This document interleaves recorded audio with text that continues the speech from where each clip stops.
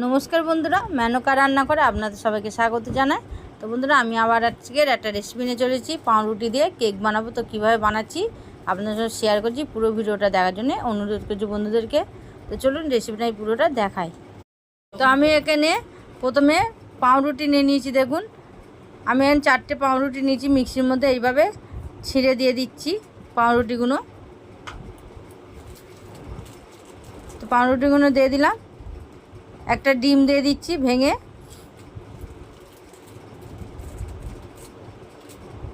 ডিমটা দিয়ে দিলাম ভেঙে। এবার ওর মধ্যে দিয়ে দেবো চিনি। চিনিটা আমি সবটাই পুরোটাই এখানে কিছুটা দিয়ে দিলাম, আবার পরে আবার ফের মিক্সিতে পেস্ট করে নেবো। তো দেখুন পেস্টও হয়ে গেছে। আমি তেলটা দিতে ভুলে গেছিলাম, তাই পরে আমি তেল দিয়ে দিলাম।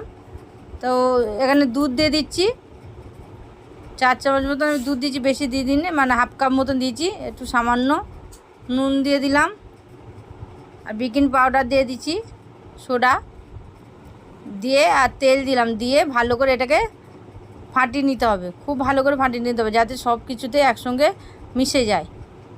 তো আমি এভাবে খুব সুন্দর করে এভাবে ফাটিয়ে নিয়েছি।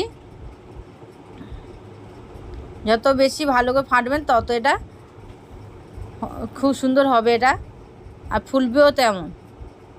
তো দেখুন ব্যাটারটা দেখুন আমার একদম ঘন হয়েছে, খুব পাতলা না, খুবই না।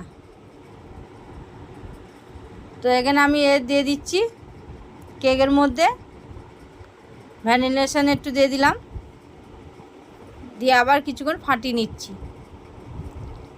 এটা এত নরম হয়েছে, খুব সুন্দর খেতে হয়েছিল, টেস্টও খুব ভালো হয়েছিল।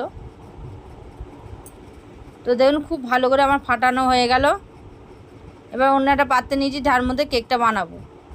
তো এবার তেল দিয়ে ব্রাশ দিয়ে ভালো করে বাটির গাটা ভালো করে আমি এইভাবে তেল বুলিয়ে নিচ্ছি। খুব ভালো করে বুলিয়ে নিতে হবে।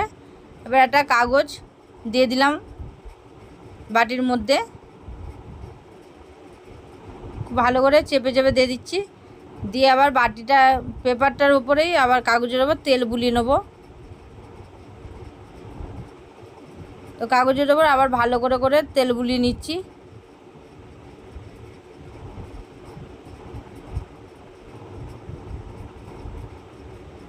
তো এবার ব্যাটারটাকে এবার দিয়ে দিচ্ছি। খুব ঘন হয়ে গেছিলো বলে একটু আমি দুধ দিয়ে দিলাম, আর একটু দিয়ে আবার একটু ফাটিয়ে নিচ্ছি।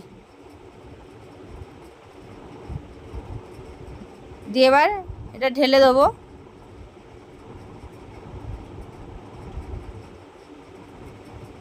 তো আমি ঢেলে দিলাম এটার মধ্যে।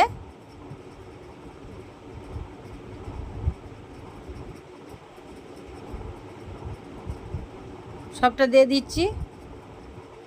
দিয়ে এবার বাটিটাকে একটু ঠুকে নিতে হবে, যাতে হাওয়া যদি থাকে ওটা বেরিয়ে যাবে। তো এইভাবে ভালো করে ঠুকে নেব। এবার কড়া বসিয়ে দিয়েছিলাম, কড়াটা গরম হতে দিয়েছিলাম। তো কড়ার মধ্যে এটা দিয়ে দিলাম, দিয়ে এবার ঢাকা দিয়ে আমি 15 মিনিট মতন এটা ঢাকা দিয়ে রেখে দিলাম। 15 মিনিটের জন্য রেখে দিলাম। তো 15 মিনিট বাদ খুলে দেখুন এটা পুরো কি সুন্দর ফুলেছে। ওপর থেকে একটু আমি এখানে তেল ব্রাশ করে দিচ্ছি। ডিম দিয়েছি, একটু ডিমের কুসুমটা দিয়ে এইভাবে ব্রাশ করে দিচ্ছি, তাহলে ওপরটা দেখতে সুন্দর হবে, লাল হয়ে যাবে তাড়াতাড়ি। তো আমি এখানে ডিমের কুসুম একটু বুলিয়ে দিলাম ওপরে, দিয়ে আবার ঢাকা দিয়ে কিছুক্ষণ করে দেখুন খুব সুন্দর হয়েছে দেখতে, আর একদম কাঠির গায়ে লাগেনি। আমি একটা কাঠি দিয়ে এইভাবে দেখে নিলাম। তো এবার ঠান্ডা হওয়ার জন্যে করে রেখেছেন। আমি আর একদিকে এইভাবে আর একটু করে নেব। দেখুন কি সুন্দর উঠে গেল উল্টো দিকে। তার একদিকে একটু করে নিয়েছিলাম, নিয়ে আবার উল্টে দিলাম। কাগজ থেকে পুরো খুলে গেছে, দেখুন কি সুন্দর দেখতে হয়েছে, আর এত নরম হয়েছে, সফট হয়েছে, খুব সুন্দর ফুলেছিল, খুব সুন্দর, একদম নরম হয়ে গেছে।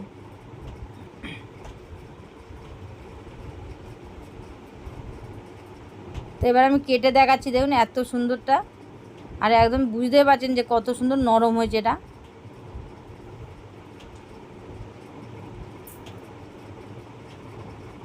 তো কেমন হয়েছে বন্ধুরা কমেন্টে অবশ্যই জানিয়ে দেবেন। এটা লাইক করে দেবেন, অনেক অনেক শেয়ার করবেন। নতুন বন্ধু হলে সাবস্ক্রাইব করে পাশে থাকবেন বন্ধুরা। যাতে আরও নতুন নতুন রেসিপি আপনাদের সঙ্গে শেয়ার করতে পারি।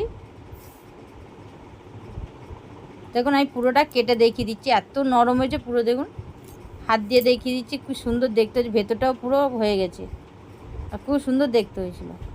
এখন মতন আবার এলাম, নমস্কার।